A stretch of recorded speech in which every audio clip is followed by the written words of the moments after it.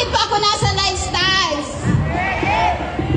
Dahil po sa asawa ko na na-stroke. Lumabas sa MRI niya na may blood clot in between ng brain and skull. Bedridden po for 7 months. Dahil synthetic meds, talagang walang nangyari, wala mang improvement. 3 months, napakilala po sa amin ng Lifestyles products. At 3 months lang nag-take ng produkto ng Lifestyles.